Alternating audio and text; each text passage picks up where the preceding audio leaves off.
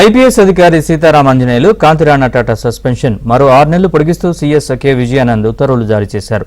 తన కేసులో ఆధారాలు కొలికొస్తున్న తరుణంలో వీరిద్దరూ బాధ్యతల్లో ఉంటే అధికార దుర్వినియోగానికి పాల్పడే అవకాశం ఉందని జత్వానీ కుటుంబం చేసిన విజ్ఞప్తిని అధికారులు పరిగణలోకి తీసుకున్నారు.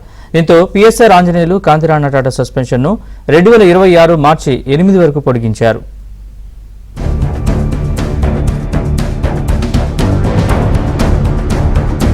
సీనియర్ ఐపీఎస్ అధికారులు సీతారామాంజనేయులు కాంతిరాణ టాటాల సస్పెన్షన్ గడువును మరో 6 నెలలు పొడిగిస్తూ ప్రభుత్వం ఉత్తర్వులు జారీ చేసింది.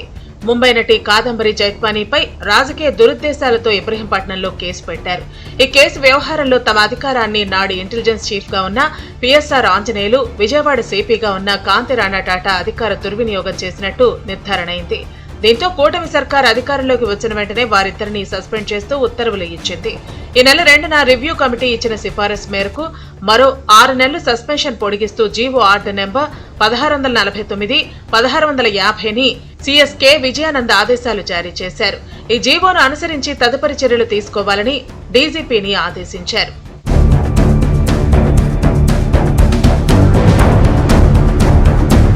ఇబ్రహీంపట్నం పోలీస్ స్టేషన్ ఎన్టీఆర్ జిల్లా కమిషనరేట్ పరిధిలో వీరిద్దరిపై నమోదైన కేసు స్థితిని రివ్యూ కమిటీ అధ్యయనం చేసింది. ఈ కేసులో ఇప్పుడిప్పుడే అన్ని ఆధారాలు కొలిక్కి వస్తున్నాయని, ఇలాంటి తరుణంలో పీఎస్ఆర్ ఆంజనేయులు కాంతిరాణ టాటా బాధ్యతల్లో ఉంటే అధికార దుర్వినియోగం చేసే అవకాశం ఉందని బాధిత కుటుంబం చేసిన విజ్ఞప్తిని అధికారులు పరిగణలోకి తీసుకున్నారు.